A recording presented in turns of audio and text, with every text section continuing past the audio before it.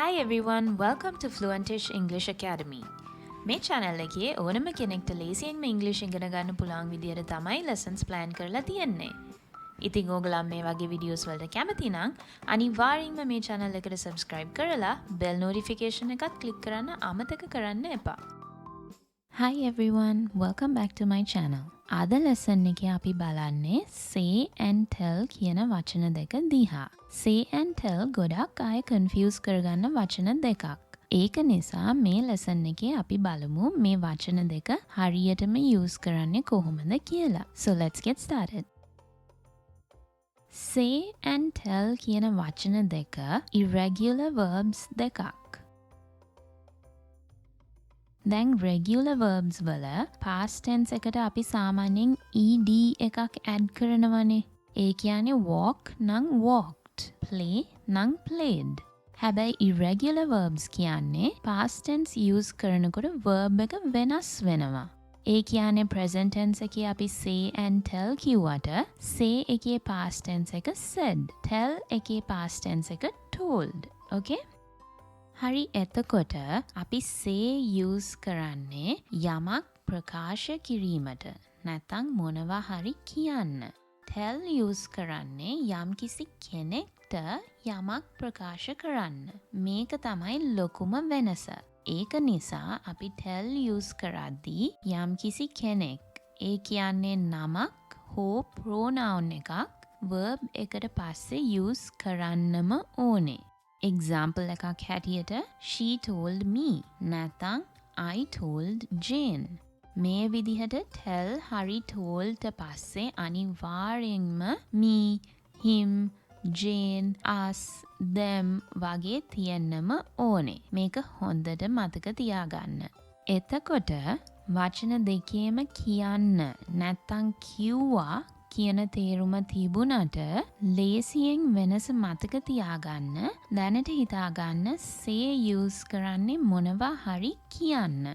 tell use කරන්නේ කාට හරි මොනවා හරි කියන්න.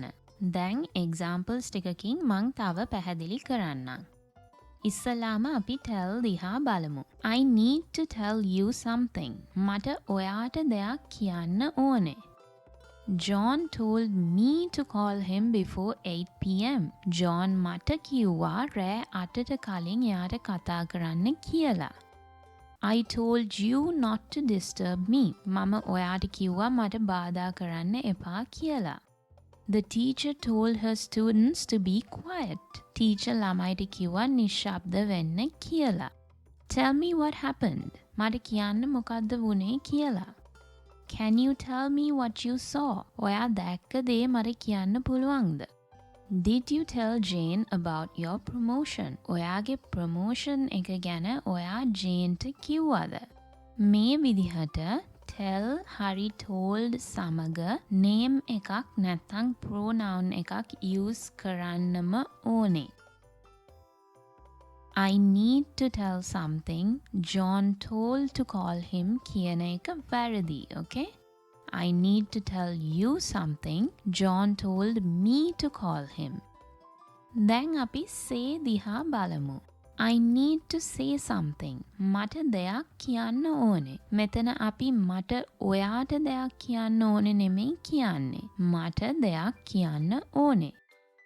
May I say something? මම දෙයක් කියන්නද?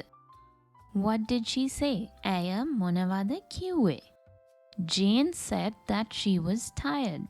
Jane කිව්වා ඇයට මහන්සි කියලා.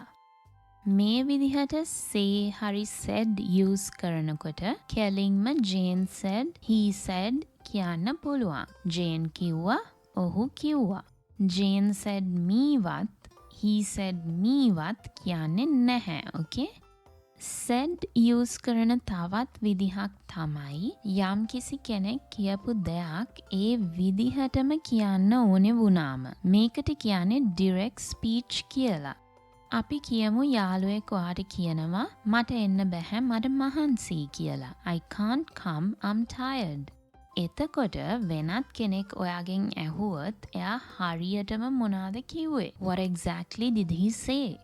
ඒ අවස්ථාවේදී ඔයාට උත්තර දෙන්න පුළුවන් He said I can't come, I'm tired. හැබැයි මේ විදිහට said අපි ගොඩක්ම දකින්නේ written English වල. Spoken English වල මෙහෙම කියනවා අඩුයි. මේ හේතුව නිසා තමයි quotation marks නැත්නම් inverted commas දාන්නේ. මොකද ඒකෙන් අපිට තේරෙනවා මේ ඒ කෙනා හරියටම කියපු දේ කියලා. මේ වගේ sentences කතන්දර පොත්වල ගොඩක් අය දැකලා ඇති. Direct speech වලට said විතරයි use කරන්න පුළුවන්. He told me I can't come, I'm tired කියන්නේ නැහැ. හරිද? මේ විදිහට direct speech වල අපි යම්කිසි කෙනෙක් කියපු වචන වලට තමයි අවධානය යොමු කරන්නේ. හැබැයි indirect speech වල ඒ කෙනා කියපු පණිවිඩයට තමයි වැඩි අවධානයක් යොමු කරන්නේ. Indirect speech වල අපිට told and said දෙකම use කරන්න පුළුවන්. He told me he couldn't come because he was tired. නැත්නම් he said he couldn't come because he was tired. හැබැයි ඉස්සෙල්ලා කියපු රූල්ස්ම තමයි apply වෙන්නේ. told එකට පස්සේ නමක් හෝ pronoun එකක් use කරන්න ඕනේ. හරි එහෙනම් දැන් අපි බලමු say and tell භාවිතා කරාම sentence එකක් වෙනස් වෙන විදිහ. What did she say? ඇය මොනවද කිව්වේ? What did she tell you? ඇය ඔයාට මොනවද කිව්වේ? She said that she was very happy. She told me that she was very happy.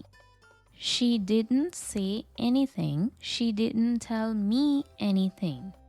I said that I would call him tomorrow. I told him that I would call him tomorrow. මං හිතනවා දැන් වෙනස පේනවා ඇති කියලා.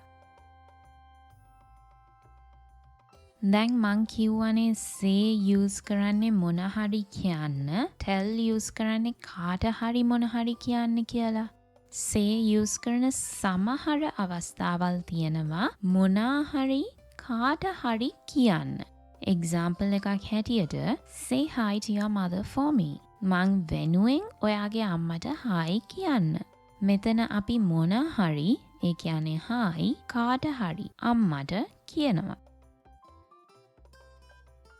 Tell your mother I said hi. මෙතන අපි කාට හරි මොනා හරි කියනවා. ඉතින් මතක තියාගන්න මේ විදිහට use කරනකොට tell වලට පස්සේ අනිවාර්යෙන්ම නමක් හෝ pronoun එකක් තියෙන්න ඕනේ.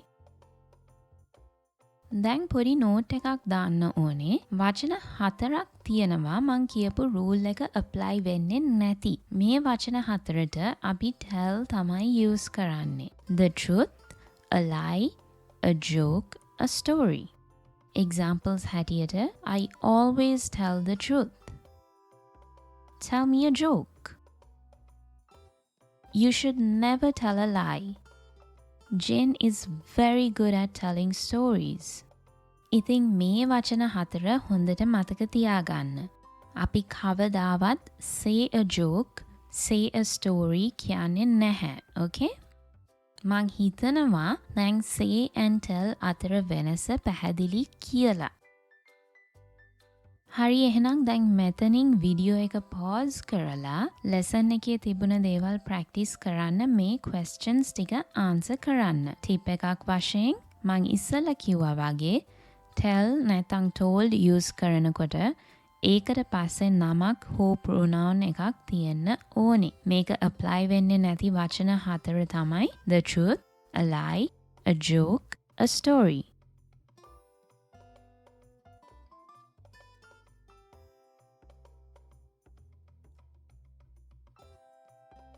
හරි මං හිතනවා දැන් say and tell අතර වෙනස පැහැදිලි කියලා.